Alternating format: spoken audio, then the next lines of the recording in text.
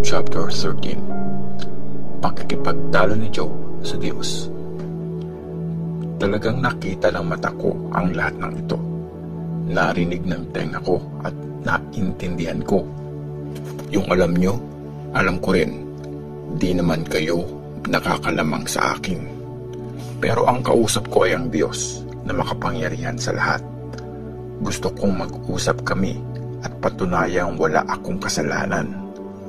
Kayo naman, tinatakpan nyo ng kasinungalingan ang totoo. Lahat kayo, parang mga walang kwentang doktor na di kaya magpagaling.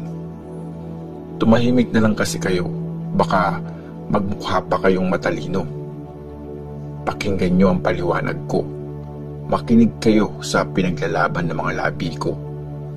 Para sa Diyos ba ang pagsisinungaling nyo?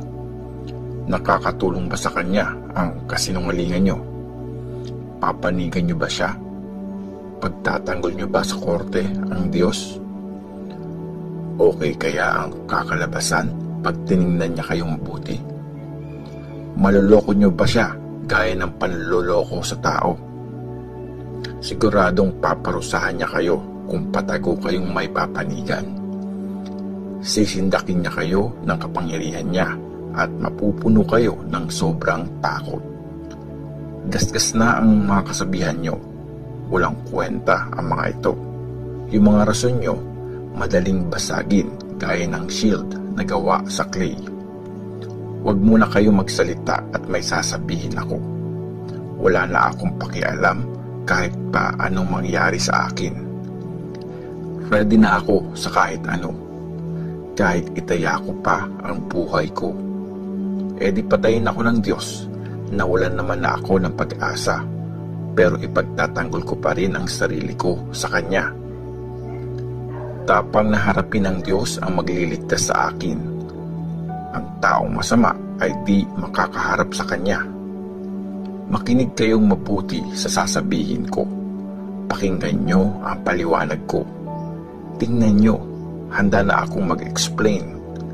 Alam kong sasabihin ng Diyos na hindi ako guilty. O Diyos, sino makikipagtalo sa akin?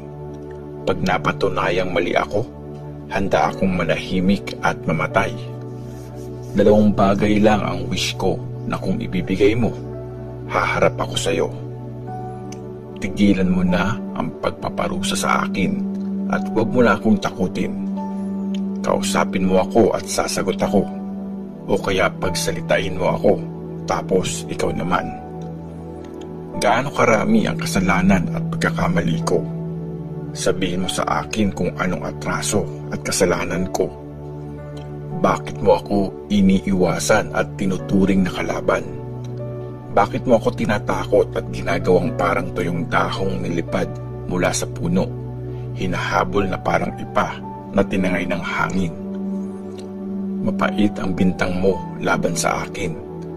Pinaparusahan mo ako sa mga maling nagawa ko nung bata pa ako. Nilagyan mo ng gapos ang mga paa ko. Bantay sarado, pati mga bakas ng paa ko. Walang kawala sa'yo. Dahil dyan, nadudurog ako na parang napupulok na kahoy. Parang damit na kinakain ng insekto.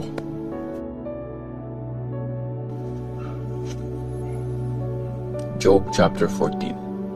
Maiksi ang buhay. Ang tao ay pinanganak na mahina at walang kalaban-laban. Maiksi ang buhay at puno ng paghihirap. Sumisibol siya na parang bulaklak, tapos malalanta. At parang anino, mabilis na nawawala. Napapansin mo ba ako? Dadalhin mo ba ako sa korte para i-judge? Sinong kayang maglabas ng malinis na bagay mula sa isang bagay na madumi? Wala. Na-decide na kung gaano kahaba ang buhay ng tao. Bilang mo na ang mga araw niya at nilagyan mo na siya ng hangganang di niya malalampasan. Huwag mo na siyang guluhin. Hayaan mo na lang siya para makapagpahinga naman after magtrabaho buong araw. May pag-asa pa ang puno kahit putulin ito. Pwede pa ulit tumubo.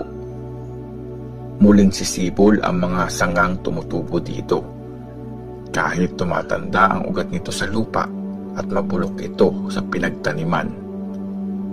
Pwede pa rin tumubo pag nadiligan at lumago ang mga sanga na parang batang halaman.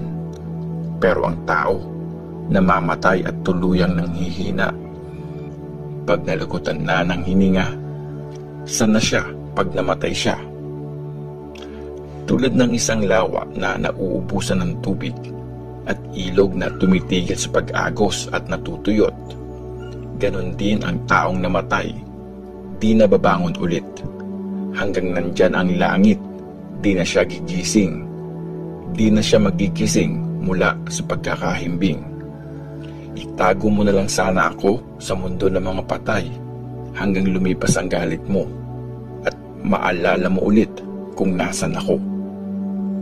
Kung mamatay ba ang tao, mabubuhay pa siya.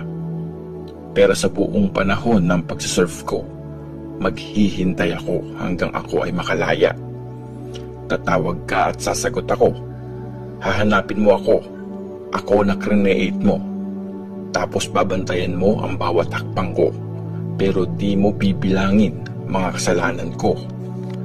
Papatawarin mo aking mga atraso.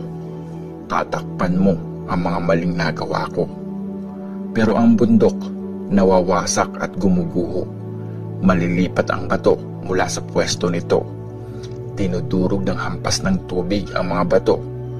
Tinatangay ng malakas na ulan ang lupa. At ganun mo rin sinisira ang pag-asa ng tao. Lagi mo siyang tinatalo at namamatay siya. Sinisira mo ang mukha niya sa kanyang paglisan.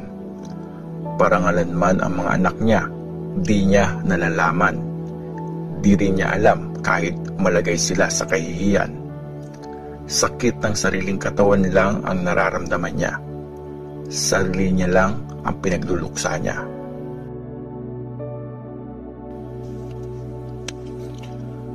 Job chapter 15. Round 2 ng sagutan. At sumagot si Eliphaz na taga-Teman. Sumasagot ba ng walang kwenta ang taong marunong? Puro hangin lang ba ang sinasabi niya? Dapat ba siyang makipagtalo kahit walang mapapala? Gumagamit ng mga walang kwentang salita. Pero kung ikaw ang masusunod, wala nang gagalang sa Diyos. Ginagawa mong nakaka-turn off, mag-pray sa Kanya. Dahil kasalanan mo ang nagtuturo ng sasabihin mo at ang mga salitang gamit mo ay sa mga manloloko. Sarili mong bibig ang hahatol sa iyo, hindi ako. Ang mga sinasabi mo ang witness laban sa iyo. Ikaw ba ang unang taong pinanganak? Nauna ka bang create bago ang mga hills? Nandun ka ba sa meeting ng Diyos at ng mga messengers niya? Ikaw lang ba ang taong marunong? Anong alam mo na di namin alam? Anong naiintindihan mo na di namin gets? Naturuan din kami ng mga matatanda. Mas matanda pa nga sila sa tatay mo. Di pa ba sapat sa iyo ang pag-comfort ng Diyos? O mga mahinahong salita na galing sa Kanya? Pero grabe kang makareact at bakit nanlilisik ang mga mata mo? Pati sa Diyos binabaling mo ang galit mo at sinasabi ang ganyang mga salita. Ano ba ang tao para ituring siyang malinis? May tao bang pinanganak na matuwid? Kahit nga sa mga angels, walang tiwala ang Diyos. Kahit ang mga nasa langit, di rin malinis sa paningin niya. Paano na lang sa taong nakakadiri at gumagawa ng katiwalian? Taong parang umiinom ng tubig pag gumagawa ng kasalanan. Ipapakita ko sa iyo, makinig ka sa akin. I-explain ko sa iyo ang nakita ko. Ito yung mga turo ng matatalinong tao, mga kaalamang galing sa mga ancestors nila. Sa kanila lang binigay ang lupain. Walang dayuhang naka-impluwensya sa kanila. Ang taong masama at mapang-api, pinaparusahan sa buong buhay niya. Nagpapatuloy hanggang buhay pa siya. Nakakarinig siya ng mga nakakatakot na tunog. Kung kailan maayos na ang lahat, Doon siya sasalakayin ng magnanakaw. Wala na siyang pag-asa makatakas mula sa kamatayan kasi naghihintay na ito sa kanya. Nakaabang ang mga vulture para kainin ang kanyang bangkay. Alam niyang malapit na ang katapusan ng kanyang buhay. Tinatakot siya ng matinding pag-aalala at kaguluhan. Nananalo ang mga ito laban sa kanya, gaya ng isang haring handa sa laban. Nangyari yan kasi ang Diyos ay kanyang kinakalaban. Kinokontra niya ang Diyos na makapangyarihan sa lahat. Matigas ang ulo, sinusuway niya ang Diyos. May dala pang shield sa pagsugod. Ang tabanan niya, di na siya mapakinabangan at sobrang laki din ng kanyang tiyan. Nanirahan siya sa mga city na naiwang wasak, sa mga bahay na iniwan na ng may-ari, mga tirahan na malapit nang magiba. Hindi siya palaging mayaman. Di magtatagal ang kayamanan niya. Siya at ang anino niya mawawala. Di siya makakatakas sa kamatayan. Magiging katulad siya ng isang puno na nasusunog ang mga sanga. Tatangayin ng hangin ang mga bulaklak nito dahil nagtiwala siya sa mga bagay na walang kwenta. Walang kwentang bagay din ang babalik sa kanya. Bago pa matapos ang panahon niya, malalanta na siya. Di na magiging green ang sanga niya. Gaya ng sa puno ng ubas, malalaglag ang bunga niya bago pa ito mahinog. Gaya ng sa puno ng olive, ang bulaklak nito ay mahuhulog. Ang samahan ng masama ay di nagbubunga. Susunugin ng apoy ang tirahan ng mga tumatanggap ng lagay. Naglilihi sila ng gulo at nanganganak ng kasamaan at panloloko ang bunga ng kanilang tiyan.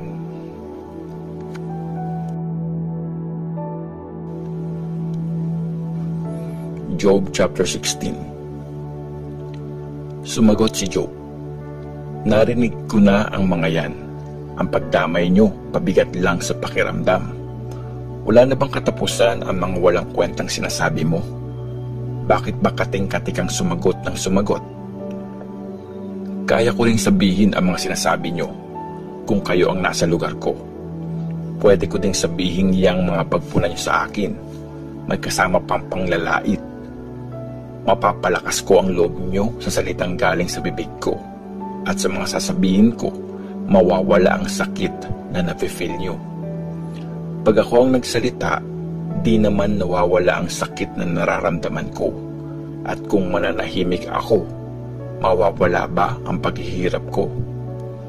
Sobrang pinahina ako ng Diyos. Pinatay niya pati ang buong pamilya ko. Ginawa niyang kulubot ang balat ko. Ito ang naging witness laban sa akin. Butot balat na lang ako. Ito daw ang patunay na guilty ako. Sa matinding galit niya, niluray-luray niya ako. Nanlilisik ang mata niya. Galit na galit, kumakatingin. Pinagsalitaan ako ng masama ng mga tao. Sinampal, kinuyog nila ako. Binigay ako ng Diyos sa masasama. Tinapon niya ako sa kamay ng mga makasalanan. Mapayapa akong namumuhay. Tapos, dinurog niya ako. Sinakal at pinagpira-piraso. Ginawa niya akong target ng mga pana niya. Pinaligiran ako ng kanyang mga tagapana. Walang awa niya akong nilaslas. Mga lamang loob ko lumabas. Para akong pader na unti-unti niyang binubuwag. Para siyang warrior na sugod ng sugod. Nakasuot ako ng sakong damit na pangluksa at nakahundusay na lang ako sa lupa. Namumula na ang mukha ko sa kakaiyak. Nangingitim na ang mga mata ko. Pero wala akong ginawang masama at sincere ang mga prayers ko sa kanya. O lupa, huwag mong tapunan ang dugo kong dumanak. Huwag mong ipagkait ang malakas kong paghingi ng katarungan. Kahit ngayon, may witness ako sa langit. Merong nasa taas na magtatanggol sa akin. Mga kaibigan ko ang nanglalait sa akin. Umiiyak ako nagmamakaawa sa Diyos. para may magtanggol naman sa akin, gaya ng isang taong pumapanig sa kaibigan. Kasi ilang taon na lang ako magtatagal, papunta na ako sa daang wala ng balikan.